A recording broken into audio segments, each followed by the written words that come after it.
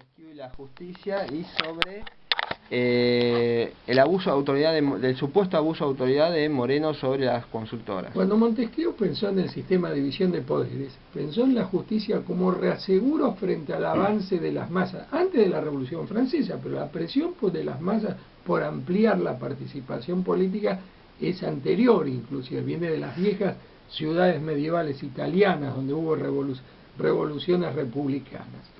Entonces, la justicia funciona como un reaseguro para que no se logre nunca la verdadera democracia. Por eso estas leyes de reformas de democratización de la justicia insurreccionaron al poder judicial, que se plantó frente al gobierno para decirle esto no avanza. Por eso voltearon la ley que permitía la elección por parte del pueblo de los elementos del Consejo de la Magistratura. Consejo que está parado y era una ley para destrabar el Consejo de la Magistratura. Por eso no los elige nadie, por eso no pagan impuestos. Un tipo que gana 15.000 pesos por mes tiene que pagar impuestos, ellos ganan 70, 80, 100.000 pesos por mes, no pagan impuestos, duran todo el tiempo en sus cargos, ni siquiera cumplen la ley. O sea, a los 75 años un juez se tiene que retirar. El joven Carlos Fait tiene 95 años, es miembro de la Corte Suprema y no se retiró todavía.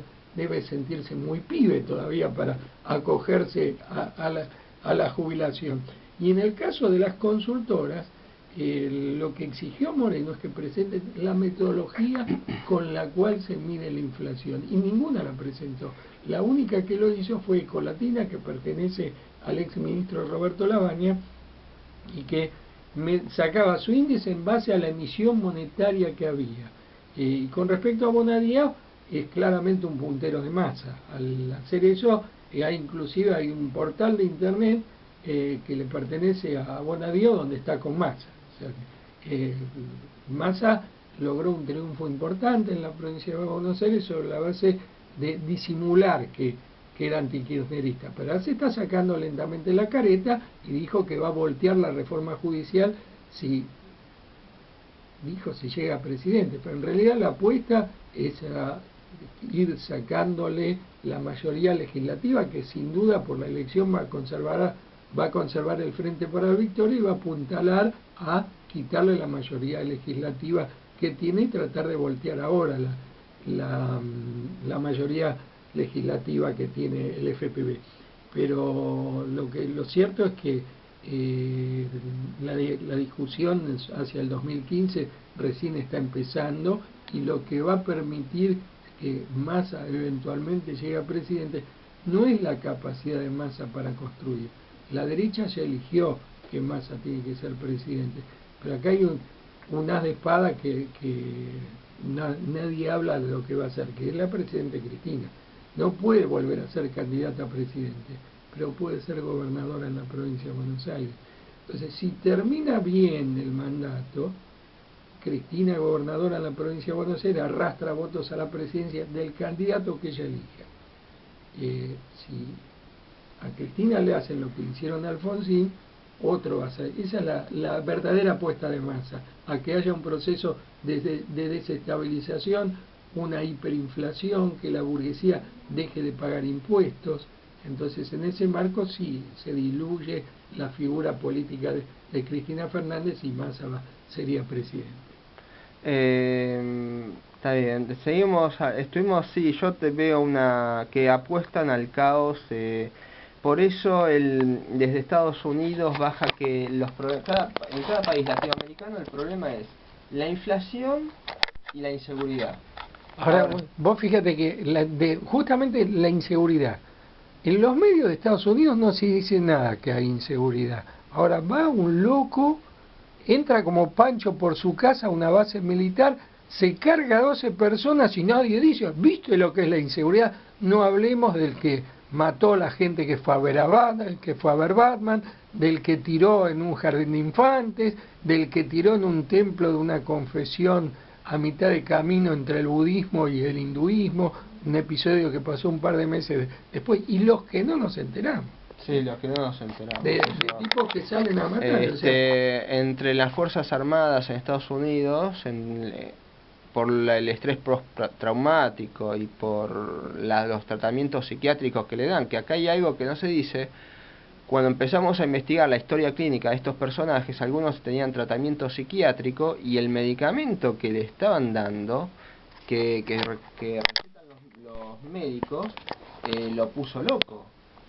Los chicos de Columbine, for Columbine, la película de Michael Moore. Estaban tratados con Ratalin. La psiquiatría no es lo mío. Algo así. Y acá hay algo interesante, que un psiquiatra dice que vos estás loco y vos no tenés derecho para administrar tus bienes, no tenés derecho para educar a tus hijos, no tenés derecho a votar. Por tu seguridad te meten en un loquero y ahí te empiezan a dar pastillas, y hay yo no sabía, pero hay un diagnóstico que se llama negativismo desafiante. O sea, que un disidente político o un libre pensador puede ser un negativista, tiene el síndrome del negativismo desafiante. O sea que hay tantas, es una dictadura, y los test psicológicos que te hacen para entrar a laburar, ¿por qué? Desde Michel Foucault, que su tesis de doctorado se llamó después Historia de la locura en la Edad Clásica, hasta en los años 70, David Cooper y Roland Lang, que eran antipsiquiátricos, está muy estudiado que la psiquiatría es un mecanismo represivo. De todos modos, yo no lo tengo muy estudiado, pero como lo mío es el análisis político, en una base en la Argentina, vos no podés ir a una base con un arma y entrar. Si vos sos militar y llevas un arma de puño, tenés que decir, tengo un arma, y la tenés que dejar ahí, o queda registrado que vos entraste con ese arma. Lo mismo si vas a tomar de la armería un arma de guerra. Sí, se registra. Las armas dentro de un cuartel, dentro de una comisaría, es lo más controlado que existe. Bien, sin embargo, no se sabe si entró con el arma de guerra o se lo dieron ahí, se cargó a 12, y después una cosa constante que ocurre en Estados Unidos, cada vez que hay un asesino jodido lo matan. O sea, no lo pueden parar para interrogarlo. El principal enemigo de los Estados Unidos, teóricamente lo mataron Bin Laden, y después lo enterraron en el agua, en el fondo del océano, sin que hubiese una sola foto del cadáver de Bin Laden. O sea, nos toman por tontos. Hubo un rumor, no sé si te llegó, vos sos un analista, de que Bin Laden era un paciente hepático que estaba esperando un trasplante en la época de las Torres Gemelas, y que ya él no estaba comandando Al Qaeda. Inclusive Al Qaeda empezó como una operación de la CIA o del Pentágono. Empezó, continuó, siguió y seguirá siendo. Vos citaste hace un rato a Michael Moore, sí, que muestra en su película, que ahora no me acuerdo del título, Fahrenheit 9/11. Claro, Fahrenheit 9/11, como el embajador de Arabia Saudita en ese momento en Estados Unidos operó para que salieran, cuando no entraba ni salía nadie de los Estados Unidos, diversos miembros de la familia Bin Laden pudieron salir de los Estados Unidos. Ese príncipe fue el que fue a visitar a Putin para decirle, vamos a ir por Siria, quédense tranquilos, y nosotros les aseguramos, dejó de ser embajador y era el jefe de los servicios secretos de Arabia Saudita, y nosotros les aseguramos que no van a tener problemas en los Juegos Olímpicos del 2014. Entonces Putin, que es frío como un témpano. Los rusos son cuando son fríos. No, pero este es lo más frío que puede tener. Le dijo sin que se le mueva un músculo de la cara, si ustedes atacan a Siria y Estados Unidos ataca a Siria, lo primero que hacemos nosotros va a ser bombardear Arabia Saudita. Y después, ya saliendo de las complicidades, antes de pasar a lo que quiere decir, quisiera acotar que hay un video del año 2011 donde Hillary Clinton dice, Al Qaeda lo que hagamos nosotros, y Al Qaeda está trabajando para Estados Unidos en Siria. O sea, el 9/11, se dice así, sí, 9/11. 9/11. El 9/11 el 9 de septiembre de 2011 fue un autoatentado, ya no hay más dudas sobre esa cuestión. Antes había alguna duda, cómo podía haber caído un avión sobre el Pentágono, pero ya está claro que es un autoatentado para desarrollar la política belicista de los Estados Unidos, primero en Afganistán y después en Irak. Pero después se habló que la guerra de Siria podría haber sido y no fue. La guerra de Siria ya fue y duró muy poco, porque hace 15 días se habló que Israel disparó 2 misiles que fueron a dar al Mediterráneo como prueba, una especie de ensayo. En realidad, los misiles fueron disparados desde una base de la OTAN en España y fueron interceptados por las defensas rusas, que los hicieron caer al mar. Entonces, en ese momento levantó el tubo el jefe de inteligencia de Rusia y se dirigió a su par de los Estados Unidos. Le dijo: si atacan Damasco, es lo mismo que si están atacando Moscú. O sea que les dijo: esto es una guerra mundial. Y Estados Unidos se fue al mazo. Entonces, el jefe de inteligencia creo que después John Kerry llamó a Lavrov, Sergei Lavrov, que es el canciller de Rusia. ¿Cómo salimos de esto? No se dan problema, nosotros le presentemos este plan que para salvar la situación.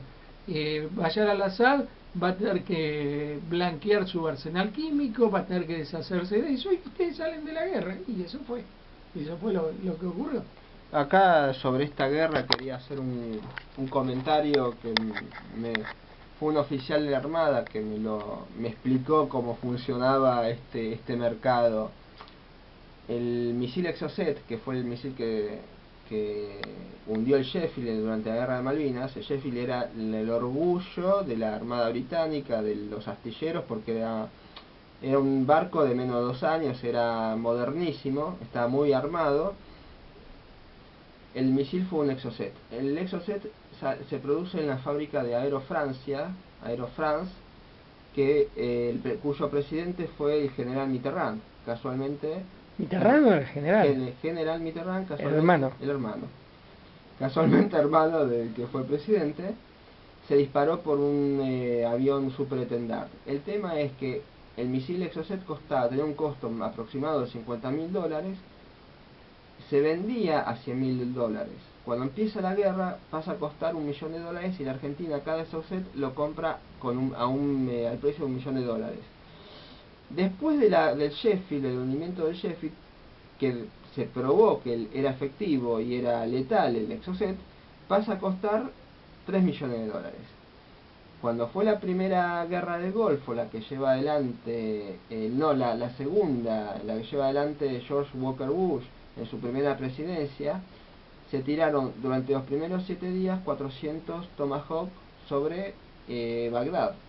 En ese momento el Tomahawk estaba $500.000.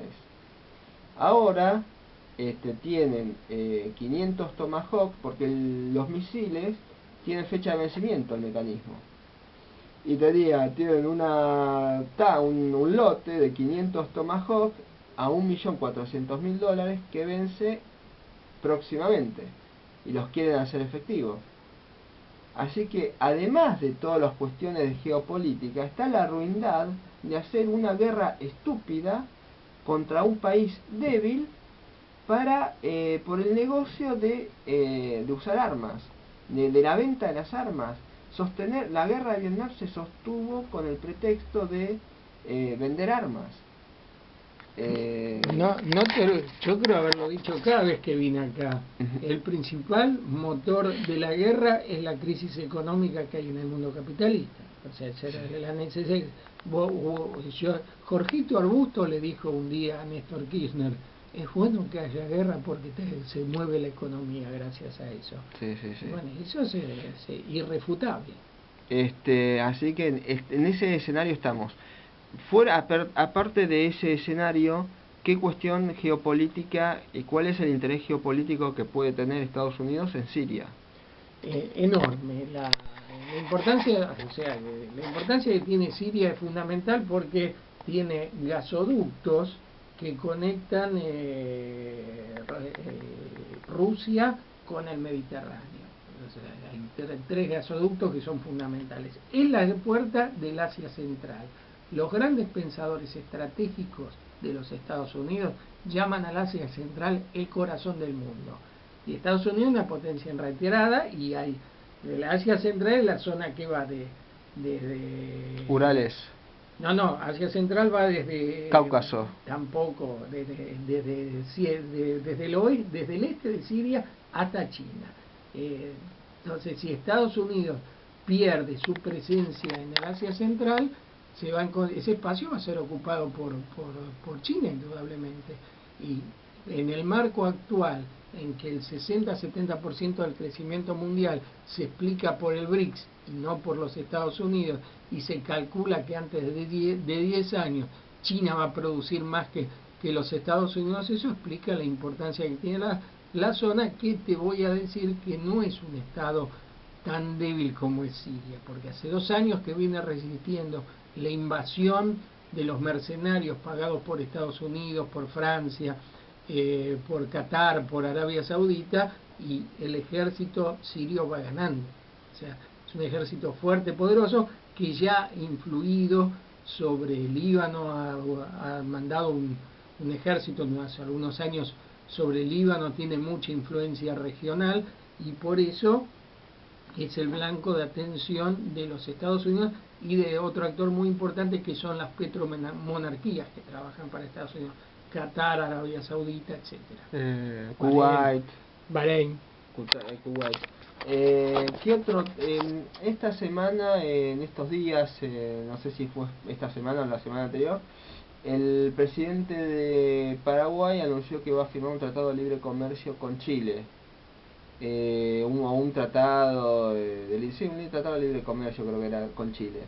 Medio que se está ya es clara la intención del presidente de Paraguay de retirarse del Mercosur, de que Paraguay se retire del Mercosur, de romper desde adentro el Mercosur. Inclusive Massa dijo que iban a reformular las alianzas internacionales,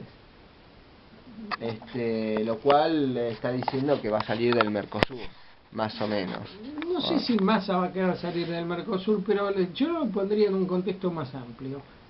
Hay una disputa en toda América Latina entre el proyecto independentista y el proyecto neoliberal. Veamos cómo le está yendo a los países donde se implementa el neoliberalismo. No solamente en términos económicos, sino en términos sociales y disfrute de derechos para las poblaciones. En Chile se privatizó, hace unos días se hicieron 40 años del infame golpe de Pinochet, que se hizo, entre otras cosas, para empobrecer a los trabajadores y para quitar derechos fundamentales. Chile tenía un desarrollo de la salud pública y de la educación única, y hace 3 años que los estudiantes universitarios piden educación gratuita y no lo logran. No sé si será posible en el próximo gobierno, que seguramente va a ser el de Michelle Bachelet, porque no la veo como una persona con una gran capacidad de iniciativa para romper los condicionamientos. Sería muy largo de hablar todos los condicionamientos constitucionales, legales, económicos que hay en Chile para modificar la situación. México tenés una situación terrible en términos de rebelión popular contra la privatización de la electricidad, contra el proyecto de privatizar el petróleo, contra los ataques contra los maestros. El sábado pasado fueron barridos de la Plaza del Zócalo los maestros mexicanos que están protestando, estaban en un acampe hacía 5 meses. Habían arreglado desalojar el Zócalo por unos días porque había un desfile por la independencia y no les permitieron ni cumplir ese acuerdo. Mandaron 10.000 policías, hay quien dice 10.000 soldados disfrazados de policía. Y el paradigma del neoliberalismo en América Latina es Colombia, donde hay un paro agrario hace más de un mes contra los efectos del neoliberalismo en Colombia. El único sector agrario que la pasa más o menos bien, gracias a los TLCs, los tratados de libre comercio, es el sector que produce caña de azúcar y maíz para hacer agrocombustibles en los Estados Unidos. El resto está en situación horrorosa. Lograron dividir un poco al paro por vía que el café estaba cerca de la cosecha y no podés tener los granos sin cosecharlos durante demasiado tiempo porque se echan a perder, con algunas compensaciones a otros pequeños productores, pero el paro provocó que se adhieran a la lucha de los sectores campesinos, sectores urbanos muy importantes, los transportistas, los trabajadores de la salud, si digo bien, los trabajadores de la salud, los docentes, los universitarios, estudiantes y docentes, y vos te encontrás con que el bloque de poder se resquebraja, están muy enfrentados Santos con su antecesor, que es Uribe, y Santos va a querer ir por la reelección y está en su nivel más bajo. Entonces, esto, por supuesto que Massa de esto no habla, porque no, él dice que en la Argentina no hay dos veredas, sino que es una ancha avenida donde estamos todos juntos. Justamente hay dos veredas, o vas por el lado de fortalecer el Estado, fortalecerla. Yo diría que la grandeza del general Perón, más allá de que se pueden discutir muchas cosas de su acción, era el que puso que el Estado es más importante que el mercado y la política más importante que la economía. Aunque tal vez no te guste este segundo enunciado como economista. Como economista, la política para que la economía favorezca al pueblo, la política tiene que ser más importante que la economía y el Estado más importante que el mercado. Es que, disculpa, cuando se habla de la economía en esos términos, se habla de los intereses de empresas monopólicas, que no son la economía. Son un sector fundamental. Estamos mucho mejor en la economía argentina que en Colombia o en Chile o en Perú. Seguro.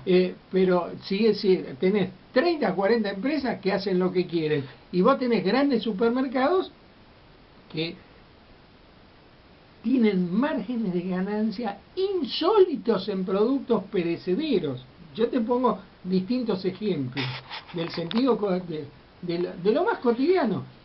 El queso yo lo compro más barato en un pequeño negocio que en el supermercado, porque el supermercado compra más caro que el pequeño negocio.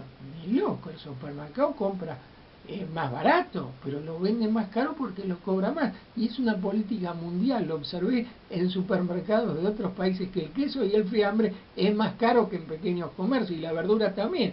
Y no vas a pensar que el verdulero de la esquina, que vende el tomate a 10 pesos, por decir un número, no me acuerdo el precio actual del tomate, lo paga más caro más caro que Coto, que lo vende a 25 pesos el kilo. No. El kilo de tomate. Y además Coto paga 150 días.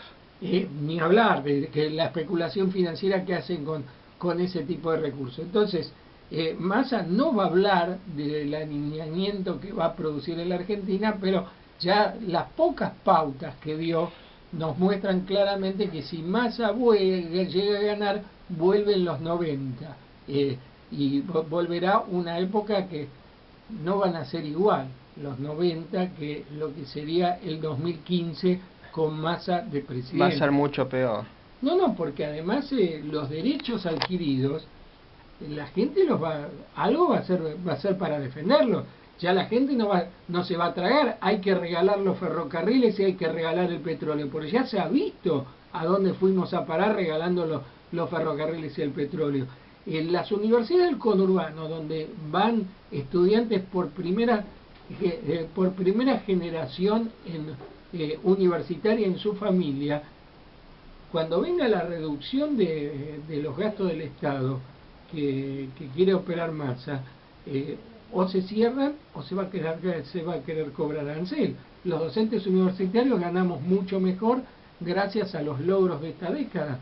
Entonces no va a ser tan fácil restaurar el neoliberalismo, y mucho más en cuestiones fundamentales, porque si vos transigís con la lógica de los TLC, transigís con el reendeudamiento, si permitís que se vuelva a llenar de productos importados, hay mucha gente que se queda sin trabajo.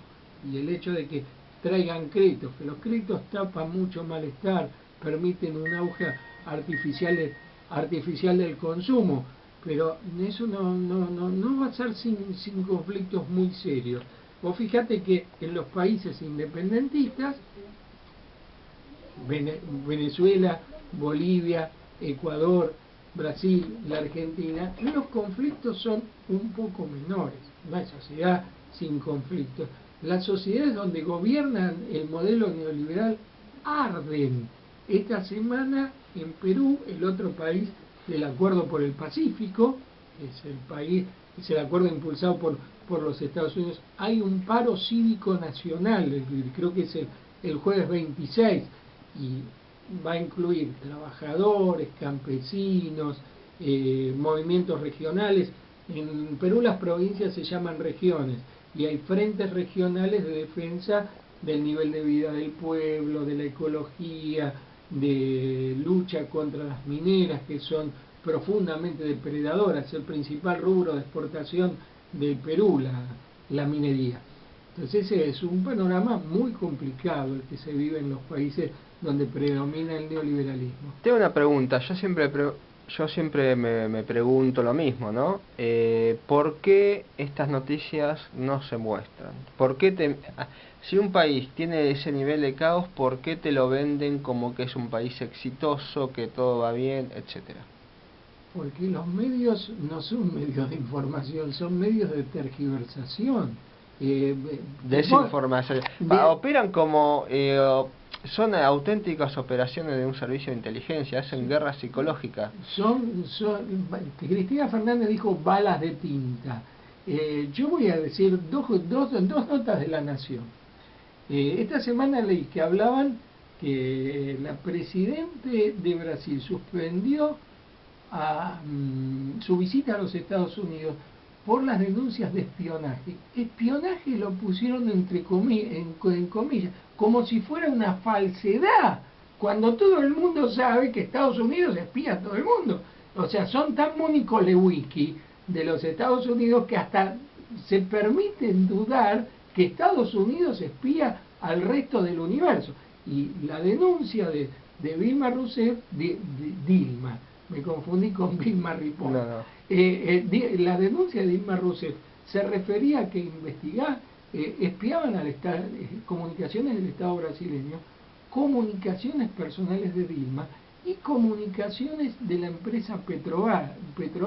O sea que le roban información a la empresa para después favorecer a empresas norteamericanas que eventualmente participaren en algún tipo de contrato o de licitación en Brasil. Se llama espionaje industrial, es muy antiguo y muchos ex MI6, FBI, CIA, NSA, mucho departamento de defensa de Estados Unidos tienen sus consultoras que se dedican a eso, pero de hace ya décadas, generaciones.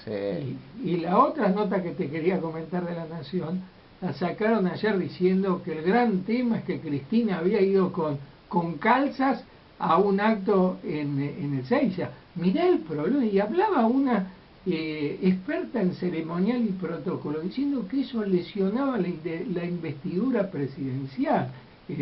Bien se dice que la inteligencia humana tiene límites, pero la estupidez no.